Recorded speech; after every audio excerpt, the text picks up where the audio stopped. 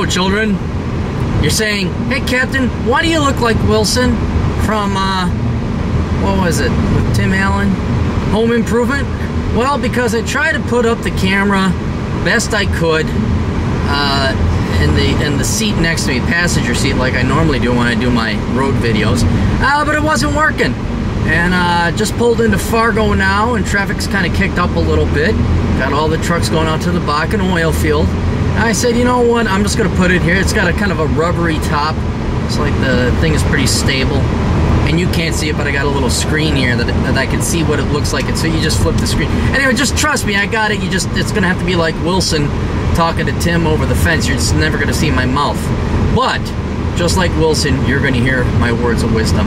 I am listening to... What the hell am I listening to? Where'd it go? There it is. The Great Deformation.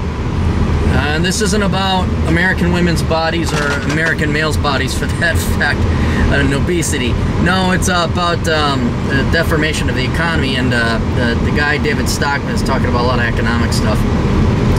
And he was talking about Goldman Sachs. He does not like Goldman Sachs, by the way. Anyway, and I'm reminded, oh yeah, you know, here's a tidbit of advice I should give all the young kids out there. Because I remember when I interviewed with Goldman Sachs, they said, well, we can't afford to fly you out to the interview, so you're going to have to fly yourself out. And I kind of sensed that was bullshit when I was younger. And I'm like, really? You guys don't have enough money? And so I took my 1985 trusty gutless Cutlass Supreme, drove it all the way out there, slept in the back seat at the drive-in. You can look at it, not the drive-in, the rest stop. You can look up, I wrote a post about it. It's a very interesting story. Anyway, here's the deal. In hindsight, in retrospect, companies do this to test you, to see how loyal you are. Goldman Sachs, of course, had the money. I think they made like $1.47 billion the next year. And this is before they went public. This is, I found out later when they went public. It's some egregious amount of money. They can easily afford to fly you out there. And any company says, no, we can't afford to fly you out there, guess what? Just like how girls do it, it's a shit test. It's to see if you're going to pass. Now, they're going to say, well, if you don't go out, you know, that's what the HR, well, if you don't go out there, they're just testing your loyalties. You know, fuck that. They're testing you to see how much you're going to bend over, spread your ass cheeks, and allow them to fuck you up the ass. It's a test to see just how compliant and obedient you're going to be. And yeah, the truth is, if you don't take the flight, if you don't get yourself out there, if you say, I'm sorry, I can't afford that, they're going to say, oh, it's too bad, we don't want you for the interview, blah, blah, blah, you won't work there. But you know what? That's good. Let's relate it to a girl, okay? Let's say a girl, you know, says, you ask a girl on a date, you say, oh, do you want to, you know, go out for dinner sometime? And the girl says, well, yes, but only if you pay. Does that send up like a yellow flag at least?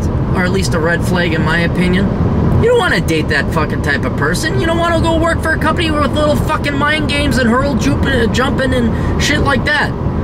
Now, Goldman Sachs is one of them, but there are others out there. They'll, you know, whatever. They're kind of pretentious companies. But if they play any kind of those fucking mind games, that's what they are. They're mind games. And yeah, you know what? They may be top of their industry, but the reason they're at the top of the industry is they got the most compliant, conformist cogs working for nothing, slaving away 80 to 100 hours a week. It isn't worth it. All right?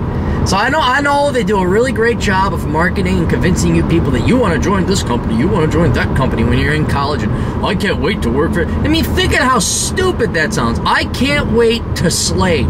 I can't wait to be an underpaid slave because of the name? Are you kidding me? It ain't worth it. So, just like the ladies, the girls, they always say, well, you gotta do and they make you jump through hoops, they make you play those fucking mind games.